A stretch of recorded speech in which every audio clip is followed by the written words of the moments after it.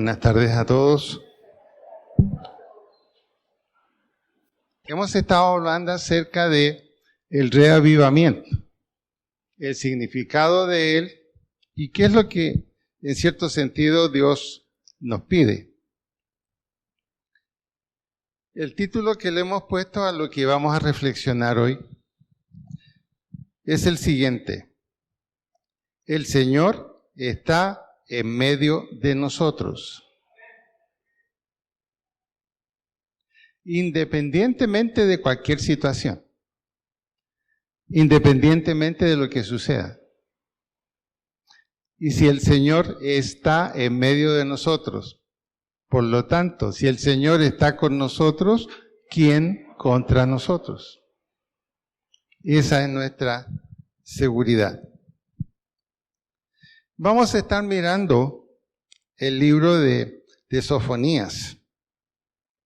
Aquí en el libro de Sofonías, en el capítulo 1, versículo 1, leemos lo siguiente. Palabra de Jehová que vino a Sofonías, hijo de Cusi, hijo de Gedalias, hijo de Amasías, hijo de Ezequías, en tiempo de Josías, hijo de Amón, rey de Judá. Bueno, el papá de él era solamente Cusi, pero los otros que se mencionan formaban parte de la familia. O sea que Sofonías, un profeta de Dios, estaba rodeado de dirigentes cristianos, podríamos decir, de la época. Por lo tanto, tuvo un crecimiento, un conocimiento de Dios bastante importante. El solo nombre de él tiene un gran significado. El nombre de Sofonías, significa el que Jehová ha escondido. Eso significa Sofonías. El que Jehová ha escondido. Por eso que Sofonías tiene una estricta relación con el ministerio de Jesucristo. Hay un cierto parecido. Por ejemplo, en cierto sentido, la Pascua en Egipto y su verdad. Los que habían recordado lo que era la Pascua que pasaron en Egipto, de alguna manera relacionaban a Sofonías con lo que había sucedido. ¿Por qué razón? Porque durante la Pascua en Egipto, la verdad de allí, ¿cuál fue? Aquellos que se refugiaron tras las puertas con sangre fueron protegidos por el ángel de la muerte. Ahora Sofonías lo repite en la promesa del capítulo 2, 1 al 3. Un llamado al arrepentimiento. Congregaos y meditad, oh nación sin pudor. Sofonías estaba viviendo en un tiempo en que los creyentes israelitas habían perdido el pudor, habían perdido la vergüenza. Se les había olvidado completamente lo que Dios había hecho de ellos. Ahí junto con Sofonías y en su ministerio, habían muchos que habían sido testigos de haber confiado en la promesa de Moisés y haber quedado con las puertas cerradas, pero las puertas vaciadas con sangre de esta manera. Y no habían muerto. En cambio, todos aquellos que no pusieron oído a lo que dijo Moisés y pensaron que era una noche como cualquier otra, sufrieron la muerte de hijos, de padres, de madres. Pero la gran mayoría fue obediente a la orden de Moisés. Entonces, Sofonías aquí está haciendo honor a su nombre. El Señor está en medio de nosotros. Y lo que él está diciendo es que el pueblo necesita volver en el mismo sentido como sus congéneres se salvaron obedeciendo. ¿Qué obedecieron? Estén allí, a puerta cerrada, pero estando allí, a puerta cerrada, Dios estará con ustedes. Es lo mismo para nosotros. Quizás vamos a tener en un próximo tiempo que estar bastante guardados en nuestros hogares por ciertos problemas. Y la obediencia a estar allí nos hará entender que en ese lugar Dios estará con nosotros, así como Dios está con nosotros ahora. Y aquí el significado es este. La seguridad estuvo en la sangre que se derramó en la puerta. La seguridad nuestra está en una sangre que no se derramó sobre una puerta. ¿Dónde se derramó? Se derramó en la cruz. Y nosotros somos, en cierto sentido, hijos de lo que sucedió en la cruz. Escogidos, protegidos, cuidados por aquel Dios que está en medio de nosotros. ¿Y quién es ese Dios? El delegado por el Padre, el Hijo Jesucristo. ¿Cuánta seguridad entonces podemos tener? ¿Podemos tener seguridad? Total. Una seguridad total. Eso es lo que quiere comunicar Sofonías. De ahí entonces que esta promesa que se cumplió en Egipto, Sofonías la está recordando. Se la está recordando totalmente al pueblo. Deben tener ese mismo deseo que hubo en vuestros padres, en vuestros ancianos que ya no están con nosotros, pero que conocieron de la presencia de Dios en medio del peligro más grande que tuvo el pueblo de Egipto. Fue el peligro más grande que tuvo. Y gracias a eso, el pueblo pudo salir de Egipto. Y salieron bajo la dirección de Moisés. Por lo tanto, entonces, lo que hicieron esos judíos en Egipto, desde quedarse escondidos esa noche, a puerta cerrada, en cierto sentido, significa acogerse a la justicia de Dios. Es interesante si usted lo mira bien. Pareciera que el estar quietos en un mismo lugar, confiados en Dios, como que no sería lo más lógico. De pronto tratar de salir, tratar de defendernos, tratar de luchar, pero aquí el triunfo es consecuencia de estar, de esperar, de confiar y abrir la puerta cuando Dios diga, ahora ábrala. Manténgase conmigo. Yo creo que es más o menos la misma situación que nos va a tocar a nosotros. Vienen problemas muy fuertes para la iglesia. Muy fuertes. Sin embargo, estamos seguros de que la presencia de Dios estará en todo sentido. No me cabe la menor duda.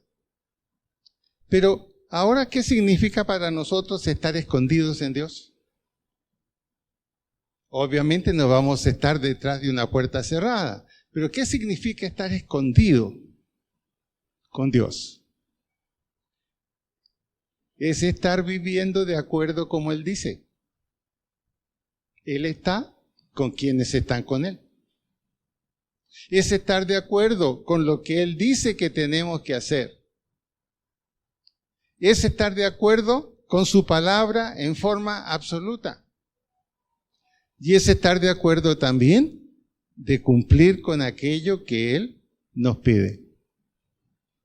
Eso es lo que significa en el día de hoy. Lo que Sofonías nos diría si Él estuviera aquí. En tercer lugar, Dios tiene una alegría muy especial. ¿Cuál es esa alegría especial según Sofonías. El regocijo sobre un remanente salvo. El regocijo de Dios más grande es saber que tiene un remanente que es salvo, que van a hacer uso de la promesa que Él ha dado para cuando nosotros estemos en la presencia de Él. No tendría sentido todo lo que Dios ha prometido si no hubiera un remanente salvo. Yo creo que tenemos que pensar en eso. Lo que Dios está preparando es para que un remanente salvo esté ahí, sea una realidad. Por eso que Dios dice que no quiere que nadie se pierda. No quiere que nadie se pierda. Y Dios hará hasta lo imposible por lograr ese sí que significa salvación para aquellos que no lo conocen. Y esa es la tarea que nos toca ahora a nosotros. Una tarea como la que hizo Moisés, convenciendo al pueblo que había seguridad en Dios. La tarea nuestra es convencer a los que no conocen al Señor que hay seguridad en Cristo. Esa es nuestra tarea. Esa es nuestra tarea. Vamos a ver en Lucas 15:7. Dice así: os digo que así habrá más gozo en el cielo por un pecador que se arrepiente que por 99 justos que no necesitan arrepentimiento. La gran alegría de Dios es saber que cada vez cuenta con más personas que son salvas. Esa es la alegría de Dios, es lo que dice aquí. Dios se alegra cuando alguien dice, creo en Jesucristo y lo acepto como mi Salvador. Quizás esa alegría de Dios es mucha más grande que nosotros los creyentes solamente nos reunamos. Pero si nosotros podemos decir, Señor, bueno, cada sábado hay personas que te han conocido, que han creído tu palabra y aquí están con nosotros. Eso es causarle una alegría al Señor. Porque Él dice que bueno, porque yo no quiero que nadie se pierda, que todos lleguen al arrepentimiento. De manera entonces que el regocijo sobre un remanente salvo se vincula a la obra de Jesús, ya que justamente Él mismo es quien ha dicho que no desea que nadie se pierda. Desde su venida, Jesús dijo que una de las misiones del Espíritu Santo sería convencer al mundo de juicio. Es bien interesante esto. Desde su venida, Jesús dijo que una de las misiones del Espíritu Santo sería convencer al mundo del juicio. Según la Biblia, esa es la tarea más interesante, importante del Espíritu Santo. El Espíritu Santo lo que quiere es que se conozca qué es el juicio. Que se conozca cuáles son las consecuencias de morir enjuiciado. Que podamos entender lo que significa la salvación de alguien que está bajo juicio. Y el Espíritu Santo entonces nos mueve a cada uno de nosotros. ¿En qué dirección? Hablar, llamar a aquel que no ha conocido al Señor para que no esté en la lista de los enjuiciados. Porque Dios no quiere que nadie se pierda. Hay en nuestra familia algunos que necesitan salir de la situación del juicio. Hay algunos nuestros que tienen que salir de esa situación de la cual no se dan cuenta. Algunos quizás no querrán salir nunca. Pero nuestra tarea es hablar con ellos y si nos dicen no, gloria a Dios, hemos cumplido. Esa es nuestra tarea. Es una tarea que a lo mejor tiempo atrás podría ser más fácil, haber sido más fácil. Hoy es un poco más difícil. Conversaba con alguien sobre este tema y él me dijo, ¿qué saco? ¿Qué saco yo con creer en el Señor Jesucristo, creer que hay salvación, creer que hay vida eterna, si lo que yo miro aquí es un caleño, si lo que yo miro aquí me dice todo lo contrario? Si usted analiza la situación que estamos viviendo, más que salvación es pensar a dónde nos vamos, a dónde arrancamos. Esa es la situación de hoy. ¿Facilita o no facilita convertir a Cristo como una posible respuesta? No es fácil, pero eso es lo que Dios ha prometido que va a hacer, aún en los tiempos más difíciles. Si hubo un tiempo difícil, fue esa noche en que Dios advirtió, el espíritu de la muerte vendrá, se paseará por todo Egipto, no respetará reyes ni príncipes. Y el que no esté bajo el cuidado de Dios, a puerta cerrada y con las puertas ensangrentadas, morirá. Y así fue. Y cuando usted lee en la Biblia ese pasaje, dice que el clamor y el llanto era grande en Egipto. Porque desde el príncipe, desde el que estaba manejándolo todo, cuando fue a ver a su hijo y lo encontró muerto. Y luego empezaron a verse otros. Incluso habían soldados egipcios, que tenían hijos ya de 25, 30 años, muertos. Solo lágrimas. Y eso es lo que vamos a ver aquí cuando el Señor venga. Los creyentes en Cristo, tomados en plena seguridad y dando gracias por la acción de Dios. ¿Y los que queden aquí? ¿Cómo será? Esa última semana, la Biblia lo dice, buscarán al que no puede ser hallado, buscarán a Dios y Dios no estará. Podríamos decir que en ese tiempo habrán muchas iglesias que estarán absolutamente desocupadas. Serán ocupadas por cristianos que llorarán por no haber creído. Y también podrán salvarse si toman fidelidad. ¿Pero a precio de qué? A precio de la propia vida. Los que conocen muy bien la Escritura y hablan de ese tiempo, dicen que no habrá cómo suicidarse, porque la muerte huirá de todos en ese tiempo. La muerte huirá de todos. Parece increíble. Pero eso es lo que se habla de la última semana, en que estará el diablo básicamente gobernando, sentado en el trono del templo judío. Y la muerte huirá. Querrán morir. Llévanos, Señor, llévanos. No, la muerte huirá. Inevitablemente habrá que pagar con la vida. Así como en el tiempo antiguo, como comenzó la vida cristiana, había que morir por la creencia en Cristo. Ahora, en esa ocasión, también, ya no es la gracia, es la responsabilidad que hay que enfrentar.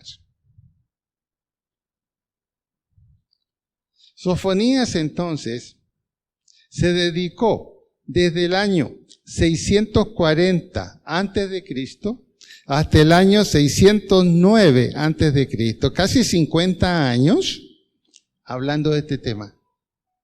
Este fue el tema de Sofonías. Tratar de que el pueblo que había perdido todo lo que había ganado al salir de Egipto, tenía que recuperarlo.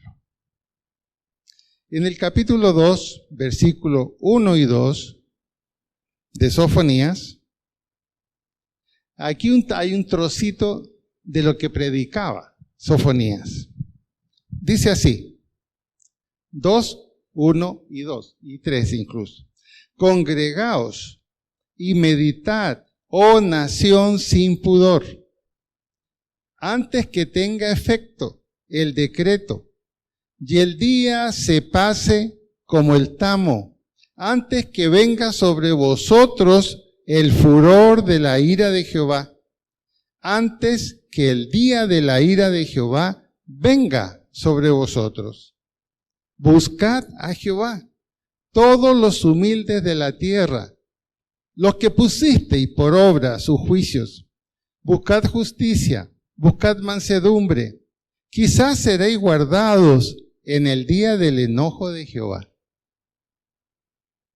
Ese fue el mensaje de Sofonías. Por eso que el nombre Sofonías significa relacionado con Jesús. El ministerio de él fue ese. Los amigos que nosotros tenemos, los familiares que nosotros tenemos, pueden ser parte de los versículos 1 al 3. Negativo, positivo, no es positivo. O pueden ser del 4 y el 5, en que nosotros también estemos allí. Que estemos haciendo la tarea en medio de la dificultad. Ahora, como entonces, enfrentamos un rechazo de la advertencia. Y ese rechazo de la advertencia equivale a rechazar al Espíritu Santo. Esteban, acuérdense de Esteban, declaró ante el concilio cuando estaban listos para comenzar a apedrearlo. Él dijo, duros de cerviz e incircuncisos de corazón y de oídos, vosotros resistís siempre al Espíritu Santo, como vuestros padres, así también vosotros. Eso es lo que nos relata Hechos 7:5 en la historia de la muerte de este gran hombre, de Esteban. Antes de morir, comunicó un mensaje, un fuerte mensaje. ¿Y qué les recordó? Han hecho lo que siempre han hecho. No han dejado de pensar en lo incorrecto. Han escuchado hablar de Dios. Han escuchado de quién es Jesucristo. Y sin embargo, ahora lo que quieren es liquidar al mensajero. Liquidar al mensajero.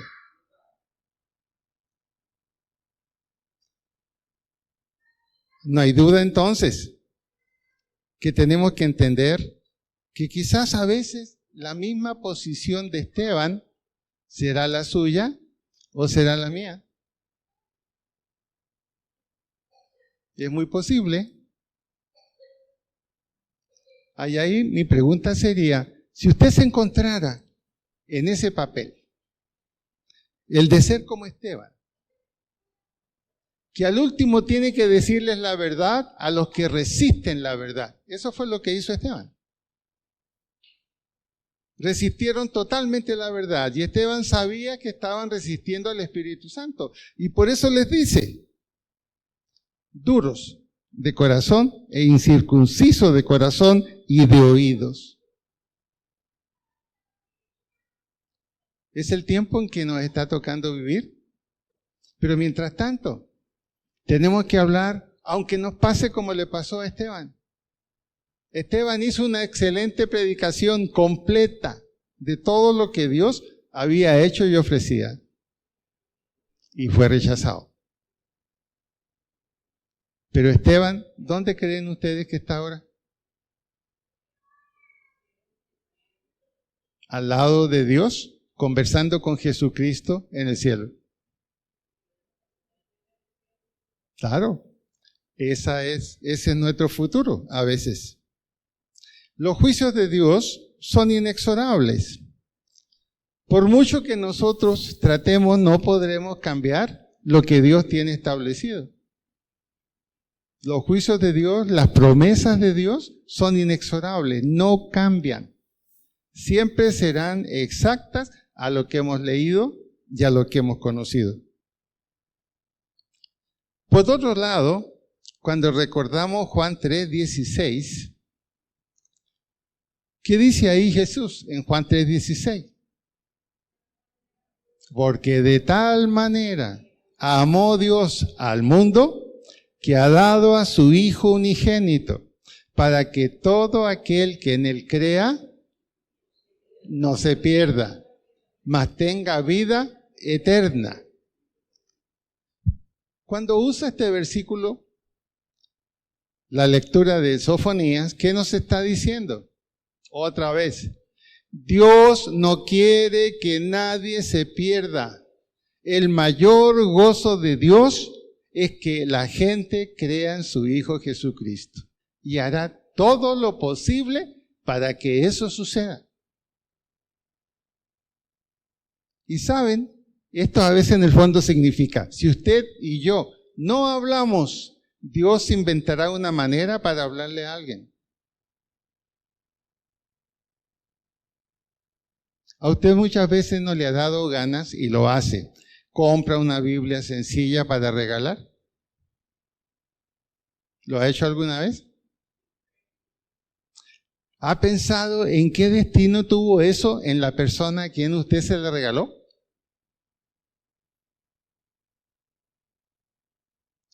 Dios estaba pendiente a dónde iba a ir esa Biblia. Y Dios estaba haciendo todo lo necesario para que alguien estuviera al lado de esa persona y entendiera lo que iba a leer. Hay muchas experiencias que nos enseñan que hay personas que así han conocido a Jesucristo. Les regalaron un libro, les regalaron simplemente unas hojitas que hablaban de cómo ser salvo. No se van solas. Este Dios que aquí nos dice, no quiero que nadie se pierda, aprovecha, me voy con esa lectura allá. Y toca el corazón de ese hombre. Dios hará todo lo que está en su mano, todo lo posible para eso. Es una decisión que él ha puesto ahí en ese versículo. No quiero que nadie se pierda.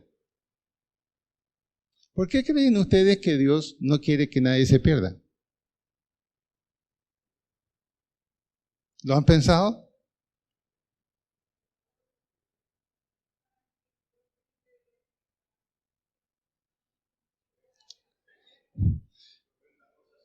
Ya. Recordemos la conversación en el caso de Job.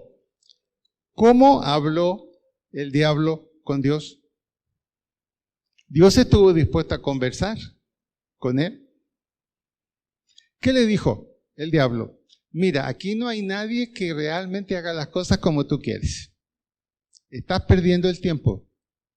Eres un mal pastor porque tus ovejas no te hacen caso. ¿Y qué contestó Dios? ¿Se acuerdan? Le dijo, mira, ¿te has fijado en mi siervo Job? ¿Cómo que nadie me hace caso? ¿Y qué dijo el diablo? Ah, pero con razón, sigue contigo, tú le has bendecido en todo. Lo tienes viviendo bien, lo tienes con dinero, lo tienes con casa, sus hijos están bien. Obviamente por eso él te cree, está contigo. Pero quítale todo a ver qué pasa. ¿Y qué dijo Dios? No vaciló. ¿Está bien? Quítale todo. Estoy dispuesto a que le quites todo. Así confío yo en él. Y cuidado, su vida no la tocas. Y ahí empezó la historia de Job. ¿Tuvo razón al final Dios? Job sí se había convertido. Tenía algunas dudas. Las quiso solucionar. Dijo, tengo que hablar con Dios a ver por qué pasó esto. Y eso nos pasa a nosotros a veces. Señor, ¿por qué no has hecho algo por Cali? Mira cómo está Cali, ¿por qué no has metido la mano? Y Dios en silencio. Y si nosotros vamos a encontrarnos con Dios y nos encontráramos con Él y le preguntáramos, ¿cómo es posible que has hecho esto? Explícame. Y en ese mismo momento nos quedaríamos callados. ¿Sabes una cosa? Perdona, Señor, soy un ignorante. Habla tú y yo te escucharé. Fue una derrota tremenda para Satanás. La virtud y la decencia y la plenitud de seguridad que tenía Job acerca de en quién había creído. Muchos de nosotros vamos a ser probados de esa manera en este tiempo. Porque lo que Satanás quiere es demostrar que Dios no es un buen pastor, que Jesucristo no es un buen pastor porque las ovejas las pierde. Ese es el intento. Entonces, ¿en qué sentido nosotros podemos ser colaboradores con Dios? Evitar que las ovejas que más o menos le han conocido se pierdan. Y esta es nuestra tarea como iglesia hoy. Esta es nuestra tarea.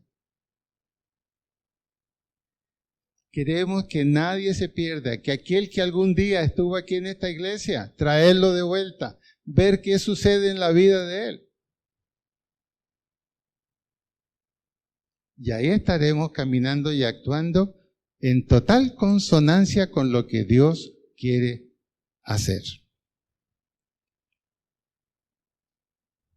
Ahora, Sofonías también nos dice en su libro, siempre existe la posibilidad de que la gente, contentándose con la prosperidad económica y participando en los ritos religiosos, no se dé cuenta ni obedezca la voz de Dios, ni preste atención a la reprensión divina, ni busque acercarse al Señor. Aún más trágico es no tener conciencia de este vacío espiritual. Esto es lo que está diciendo Sofonías a los israelitas que tenían la experiencia de que sus padres, los primeros héroes, habían salido de Egipto y sabían que iban a vivir una nueva vida. Pero comenzó a venir la bendición de Dios. Dios les dio un territorio totalmente para ellos. Les ayudó a tomarlo. Y ya se sintieron demasiado cómodos. No necesitamos de Dios. Tenemos lo que necesitamos. Tengo una buena cama donde dormir. Tengo una buena casa donde está mi familia. Mis hijos están bien. No me falta nada. Entonces, ¿necesito a Dios? Y asumimos que Dios nos bendice para eso. Y es todo lo contrario. Las bendiciones de Dios son una prueba para ver qué tan fieles somos. Eso pasó con Job. Job demostró fidelidad aún en el mayor de los problemas, en la mayor de las tristezas, pero demostró fidelidad. Hoy día, algunos de nosotros siempre estamos bajo esta posibilidad de contentarnos con la prosperidad económica, no importa de qué tamaño sea, participando en los ritos religiosos como diciendo cumplí, me tocaba ir, cumplí, me tocaba ir, cumplí, me tocaba ir. Y no nos damos cuenta de la reprensión divina que nos está diciendo, búscame y acércate. Cuidado que puedes desarrollar un vacío espiritual que te aleje totalmente de mí. Estoy seguro de que usted conoce amigos con vacío espiritual, que muchas veces no saben qué hacer, ni cómo salir de problemas. Pero aparentemente están muy bien. pero hay un vacío espiritual ahí. ¿Qué nos toca hacer a nosotros? ¿Hablarles de un Dios castigador? ¿Hablarles de un Dios que los va a poner en el piso por lo que han hecho? ¿O más bien hablarles de ese Dios que no quiere que nadie se pierda y que está sumamente interesado en la vida de él? Aunque nos gustaría a lo mejor darle un palo por bruto, ¿no? Pero no. Nos toca ser portadores de un mensaje de aceptación, de paz y de un Dios que quiere recuperar un hijo. No es fácil nuestra tarea, pero eso es lo que se nos pide. Por eso, como dice el capítulo 3, 18 al 20, solo en 2 versículos, dice: aún a los rebeldes, Dios les hace un llamado final al arrepentimiento. Ninguna persona morirá sin tener un toque de Dios en su vida, llamándolo a reconocer antes de que se vaya. Hasta ese punto llega Dios. Hasta ese punto. Por ejemplo, hay un caso que Nora lo conoce. ¿No? Una persona que si hubiera muerto como estaba, no estaría en una parte alegre o cómoda. Pero el Señor lo impulsó ¿a qué? A poner sus cosas en orden antes de morir. Él no sabía cuándo iba a morir, pero puso sus cosas en orden antes de morir. No se puede perder la última oportunidad.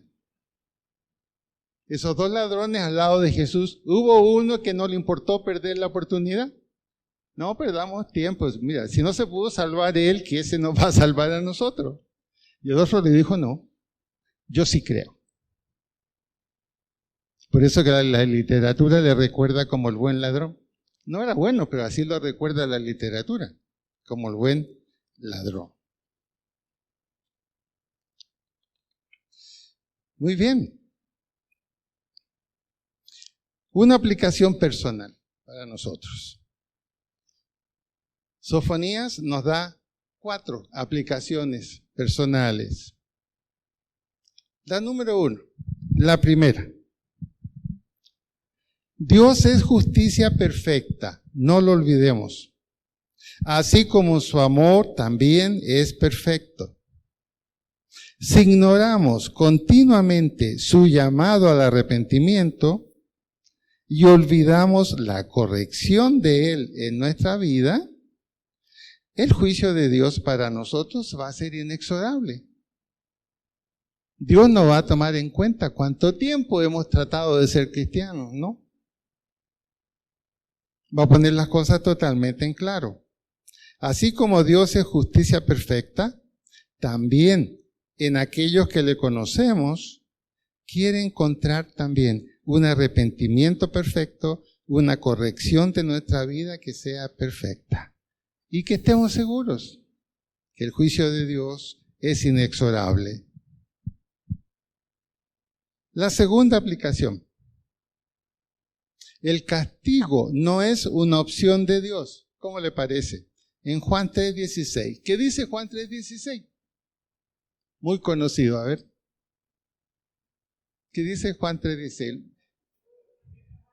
Porque de tal manera amó Dios al mundo, que ha dado a su Hijo unigénito, para que todo aquel, exacto, no se pierda. Ahí está la intención de Dios. No quiero que se pierda, no quiero castigarte, no quiero que sufras. Esa es la intención de Dios. Y eso es lo que Sofonías una y otra vez lo dice en su libro. Es como diciéndonos, Dios es un Dios de amor, es cierto. No es un Dios castigador. Dios es un Dios de amor. No quiere que nadie se pierda, ni usted, ni yo, ni nadie.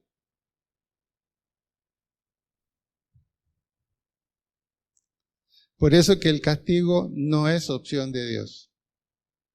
Todo lo contrario. Tercera aplicación. Siempre existe la posibilidad de que la gente, contentándose con la prosperidad, no insista más en la relación con Dios. Quizás a alguno de nosotros le ha pasado. Siempre existe esa posibilidad, siempre. Sin embargo, la cuarta aplicación. Aún a los rebeldes, Dios les hace un llamado final al arrepentimiento. 2, 1 al 7. Hemos leído los primeros 3 versículos, nos vamos con el 4 hasta el 7. Porque Gaza será desamparada y Ascalón asolada. Saquearán a Asdod en pleno día y Ecrón será desarraigada. ¿Qué está haciendo Nehemías? Como profeta diciendo, ojo, Dios dice que va a pasar esto. ¿Y por qué lo dice a través mío? Porque no quiere que nadie esté sin saber lo que se viene. Ahí está el amor de Dios. Antes de un castigo dice, ojo, esto viene. Hay de los que moran en la costa del mar, del pueblo de los cereteos. La palabra de Jehová es contra vosotros, oh Canaán, tierra de los filisteos, y te haré destruir hasta no dejar morador. El tiempo de dar lo que corresponde. Y será la costa del mar, pradera para pastores y corrales de ovejas. Será aquel lugar para el remanente de la casa de Judá. Allí apacentarán. En las casas de Ascalón dormirán de noche, porque Jehová su Dios los visitará y levantará su cautiverio. Dios está anunciando un problema muy serio, pero también al final, ¿qué dice? Pero vendrá esto que es bueno. Vendrá esto que arreglará todo. Podrán vivir en paz y felices. En otras palabras, arrepiéntanse, porque yo estoy en medio de ustedes. Eso está diciendo Sofonías. No pensemos que Dios es un Dios lejano que está allá en el cielo observando en un televisor de 88 pulgadas, como el del señor Petro más o menos, o más grande aún, y está observando todo. Eso no es así. Dios no está allá. ¿Dónde está Dios? Aquí. En medio de nosotros. En medio del pueblo de Cali. Allí está Dios caminando. ¿Qué haría en el cielo? Tendría que hacer lo que Él dijo que no le gusta. Observar los que van a morir y nunca van a creer. Y dijo, Él no quiere eso. No está de acuerdo con eso. Él está aquí, caminando en medio de nosotros. Y por ahí nos empuja un poquito y nos dice, colaboren conmigo, hablen, déjense conocer, disfruten, que agreguemos a alguien más a la salvación. Por eso el título de Sofonías, Dios está en medio de nosotros. Y si está en medio de nosotros, tenemos que caminar como Él camina, hablar como Él habla y seguir una finalidad como la que Él tiene. Eso es lo que nos dará seguridad y bendición. Eso es lo que nos va a dar seguridad y bendición. Sofonías es un libro de apenas 2 hojas. Cortito, muy cortito. Les sugiero que lo lean. Es bien interesante, aunque son solo 2 hojas. Sofonías, un hombre que con su nombre hace recordar a Jesús y su ministerio. Vamos a orar. Vamos a orar.